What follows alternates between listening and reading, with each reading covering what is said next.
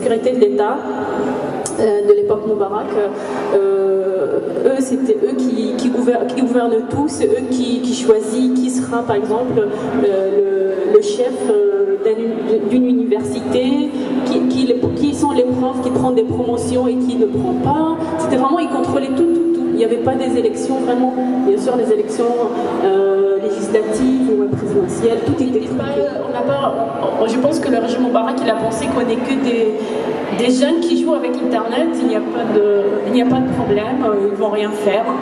Mais après, en 2006, je pense, parce qu'on a commencé vraiment à mobiliser beaucoup de jeunes. La première fois à Tahrir, c'était en septembre 2005. Ils ont bien sûr contacté nos parents. La première chose, ils pensent que oui, nos parents, c'est eux qui peuvent contrôler tout. Moi, j'ai eu des problèmes après avec ma famille, parce qu'ils voulaient que j'arrête et tout. J'ai dû laisser Alexandrie et partir au Caire. Pour rester là-bas, j'ai trouvé un travail. D'ailleurs, je pense que c'est très important pour les femmes égyptiennes et les femmes arabes d'être indépendantes au niveau matériel, de continuer les études, de travailler, d'essayer de trouver un travail très important.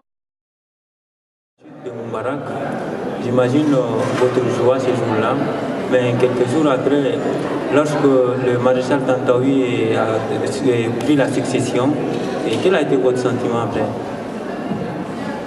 Je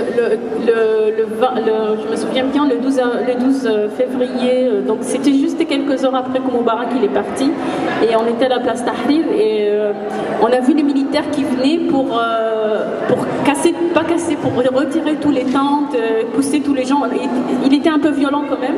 Ce jour-là, j'ai eu peur, mais j'ai dit, bon, les militaires quand même, il faut se méfier. Mais on était contents, donc on a oublié un peu. On a dit non, ils vont vraiment soutenir la révolution. Mais on s'est trompé. Il ne fallait pas laisser la place Tahrir après que Moubarak il est parti, parce que c'est vrai que tout le conseil militaire c'était choisi par Moubarak, c'est des alliés à Moubarak depuis le début. Et c'est ici ils l'ont lâché Moubarak juste pour se sauver eux-mêmes, pour pas finir comme nous. Mais après, ils sont toujours des pro-Moubarak. C'est vrai que on était contents, mais on s'est trompé. Il fallait pas croire aux militaires. Il faut jamais croire aux militaires, ni militaires ni islamistes. On a dit qu'il ne faut pas laisser les militaires au pouvoir. Vraiment, on savait depuis le début qu'il ne faut pas les laisser, mais c'était vraiment ce jour-là qu'on a vu leur visage, vraiment des assassins en fait. Ils ont continué le même scénario que Moubarak il voulait faire en fait. Que les militaires ils tuent les civils, les manifestants, et voilà. Donc ils ont commencé à faire ça vraiment, c'était le 9 octobre, je me souviens. Après ils ont continué, on avait depuis octobre jusqu'à le mois dernier beaucoup de victimes, des morts, il y a beaucoup de jeunes qui ont perdu la vie depuis, sans raison en fait. C'était des jeunes qui manifestaient pacifiquement, ou c'était des jeunes, des médecins qui étaient dans les tentes, donc à la place Tahrir où il y a les manifestants, et aussi ils étaient attaqués par des balles réelles. Il y a beaucoup de jeunes qui ont perdu leur vie, et jusqu'à aujourd'hui, on ne sait pas qui. Le militaire ne dit pas que c'est pas nous. Il y a beaucoup de témoins sur place qui disent que c'est eux. Donc on ne sait pas même pas qui a fait ça, et bien sûr pourquoi. C'est vraiment. Et même les gens qui ont été tués à l'époque, on va dire quand la révolution a commencé, jusqu'à aujourd'hui, Moubarak et tous les gens qui sont son régime, qui sont en prison, ils n'ont pas été jugés sur ça. Le procès, il le reporte. Aujourd'hui, on lutte en continualité contre le conseil militaire. Clairement, on dit qu'on ne veut pas d'eux dans le pouvoir, on ne veut pas des militaires au pouvoir. Et eux, ils jouent des jeux maintenant avec les frères musulmans pour avoir, je sais pas, pour donner et prendre du pouvoir. Et nous, au milieu, on continue notre révolution. C'est vrai qu'on n'a pas beaucoup des outils. J'ai l'impression qu'on a retourné un peu comme à l'époque Moubarak. On est peu, parce qu'aussi les militaires, ils ont réussi à montrer que les révolutionnaires qui ont fait la révolution, c'est des gens qui sont des traîtres, par exemple, qui travaillent pour les États-Unis. Ils racontent que nous, on était les blogueurs et les cyberactivistes, on était formés par les États-Unis pour renverser les régimes.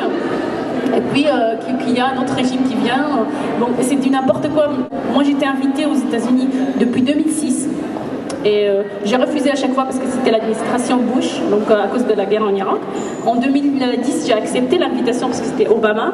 Est-ce que vous croyez que votre blog a encore plus de crédit qu'avant ou a perdu un peu de crédit maintenant à cause de votre voyage fréquent à l'étranger? Ouais, en fait, non, pour le blog, en fait, c'est différent parce qu'au début, en 2005, il n'y avait que les blogs. Après, maintenant, on a Facebook et Twitter. Donc, oui, c'est vrai que le blog, il a moins on va dire, d'influence ou parce que c'est normal. Moi, j'utilise Twitter plus maintenant. Et Facebook, qui est plus. Twitter, c'est un petit blog, quoi. Tu mets une ligne, mais qui dit tout. C'est très bien. Et tout le monde utilise Twitter. Donc, non, mais c'est vrai que les visites qu'on a fait aux États-Unis, c'est vrai que à cause aussi du conseil militaire, et c'est un argument très, on va dire, le peuple égyptien, il va tout de suite le croire. Ah oui, qui part aux États-Unis, c'est des traîtres, en fait, ils travaillent pour les États-Unis. Bon, le conseil militaire, il a parlé de ça, bien sûr, et les médias et tout. Et donc là, oui, c'est vrai que moi, j'ai vu, par exemple, des gens, des voisins qui me disent, oui, vous étiez payé combien pour faire la révolution? Donc j'ai dit, quand on est parti aux États-Unis, moi je suis partie qu'une semaine, et chaque jour il nous a donné $25 pour manger. Donc voilà, c'était tout. Et ils ont payé l'hôtel et les billets d'avion. Bon, on n'était pas payé pour faire une révolution, c'est impossible. On a commencé à écrire, moi j'ai commencé à écrire, et les autres blogueurs, c'était parce qu'on avait, on va dire, on a vu que l'Égypte va mal, on a vu qu'il ne faut pas rester comme ça, c'est tout. C'est pas...